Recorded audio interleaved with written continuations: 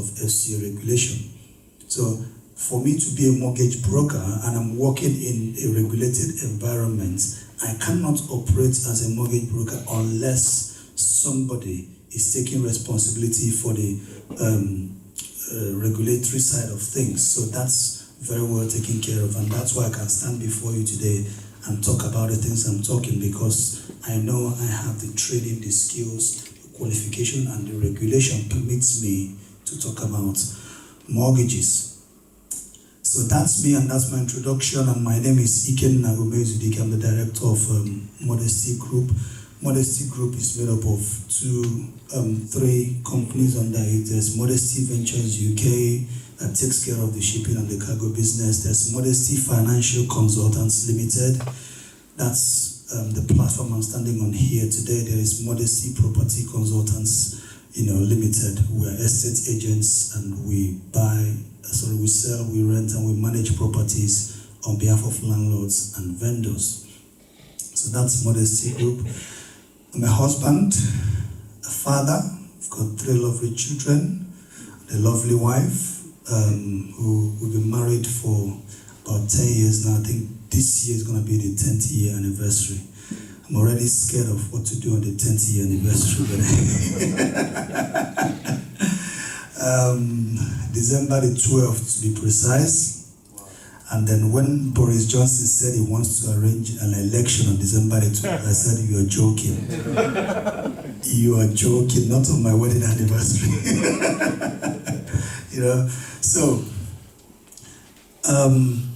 So because we are focusing more on the first-time buyers, I just want to take you through the house buying process as a first-time buyer. Yes, please. Thank you. So when you want to buy a house, the first thing you've got to do is to establish a budget. And that budget basically is not completely 100% under your control. There are certain things that will help you establish that budget. First of all, go speak to a financial advisor or a mortgage broker and ask them, how much can I borrow? A mortgage broker will go through your finances and then tell you how much you can borrow.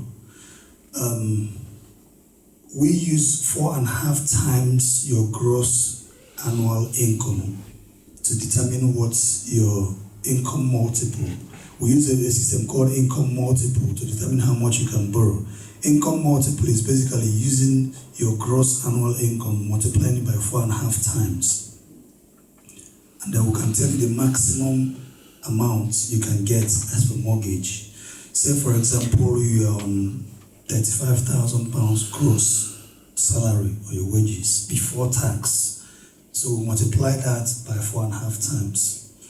Whatever it gives you is the maximum amount you can borrow on that particular income. So, but if it's a household income, there are 2 incomes in that household, and you want to buy the property as a joint applicant, we'll multiply that household income by 4.5 times. But some lenders will treat the main applicants differently from the other applicant. They will want to find out who is the main applicant.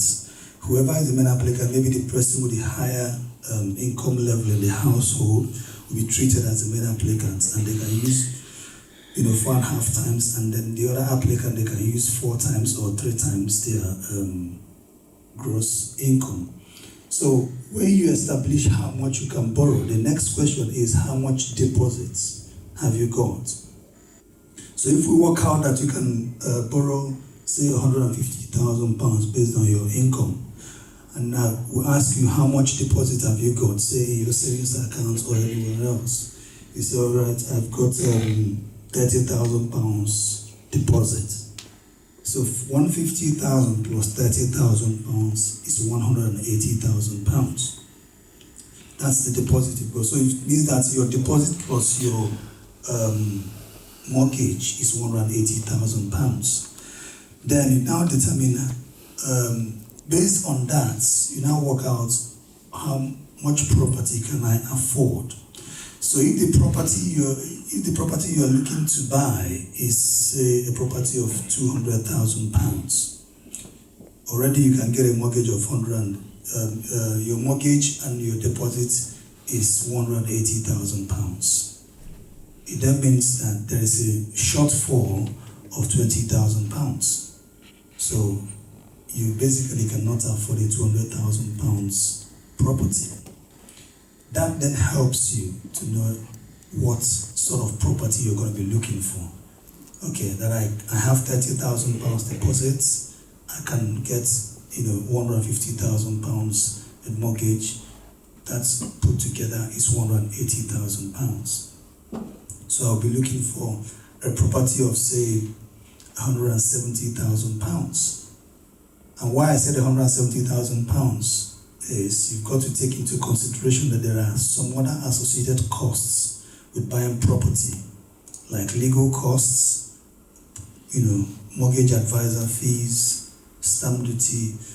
But with stamp duty, because you're a first-time buyer, the first £300,000 property, you don't pay stamp duty on them if it's outside London. If it's inside London, the first £500,000, you don't pay stamp duty on those as well. But that's how you build, your budget. So your budget will determine three things. It will determine the price range of the properties you can really realistically afford, which is what I just said, or whether you can fund the required deposits, or whether you can meet other costs involved like valuation, conveyancing, surveys, and stamp duty. So the other way to look at it as well is, if you say, okay, I'm looking to buy a 2-bedroom house, and then you look at a 2-bedroom house, look at areas that you're looking to buy, and look at prices of 2-bedroom houses there, and say a 2-bedroom house is about £230,000. And if you want to put down deposits, and you're looking to put down, say, 5% deposit as a first-time buyer, 5% deposit will be £11,500. If you take that off £230,000, you'll be needing a mortgage of £118,500. You go to a mortgage broker and you say, how much can I borrow? If we work out how much you can borrow, and you can borrow up to £218,500, yeah? And you can borrow £218,500, then you can go and purchase that property and start making plans to purchase the property. So that's another way of looking at it.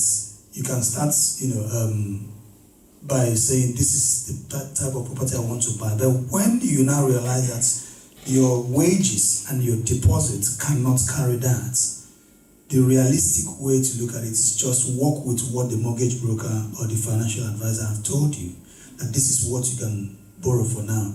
So if you know that your wages cannot meet that, is either you now do a joint application if you can with someone, or you look for an extra way of creating an extra income to boost your income to the level of the mortgage amount you want to borrow. But the first thing you've got to do is build a budget. The second thing is to find a property. There are several ways you can find a property, and just when you find the property, there is one mistake that a lot of first-time buyers make when they go to buy their first property. When you want to buy your first property and mortgages have added up, budget adds up, it looks like, yeah, I'm ready, I can do this now. You go on Zoopla or Rightmove or any property portal, you find a property, and then you go view the property. The estate agent takes you around. The excitement, the adrenaline is pumping. You feel like, oh, I can't wait to tie this deal and buy this house and just get in there. And then you walk into this property and you're like, wow, look at the garden, look at the conservatory, look at it, it all adds up. I'm buying this house, I'm buying this house, I am buying it. Nothing will stop me from buying this house. Be careful, calm down. Yeah? Calm down. You're about to make what is basically the biggest financial decision you will ever make, probably in your lifetime. It's not something you rush into with excitement and adrenaline. You view that property, take your time, and view as many properties. There is no fee for viewing. People don't charge you for. Yesterday here, we don't charge people for viewing. You can view as many properties as you want to view before you make up your mind on which one that meets your taste. And whenever you pick a property that you want to buy, please go back again and view that property again.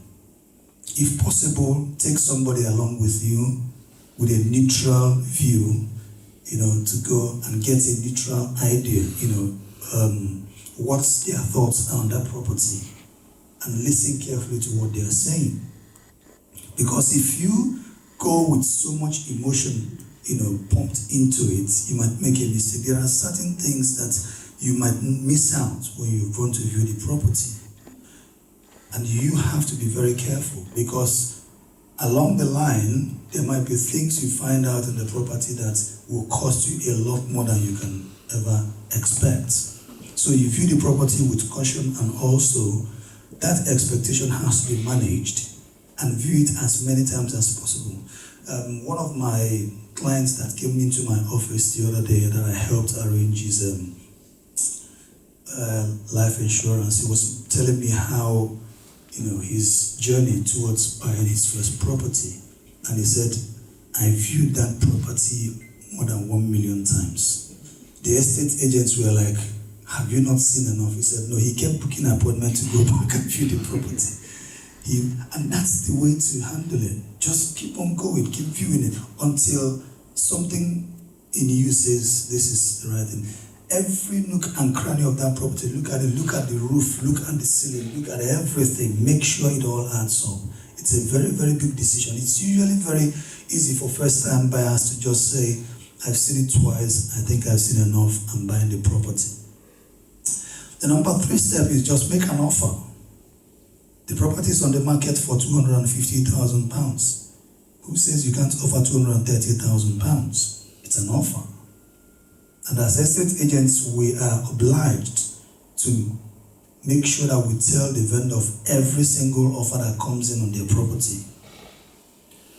Don't be too carried away to say, oh, this house is too good. I don't know if I make this offer, I might upset them. Nobody is upset by anything. Make an offer, it's your money. You are the one paying for it.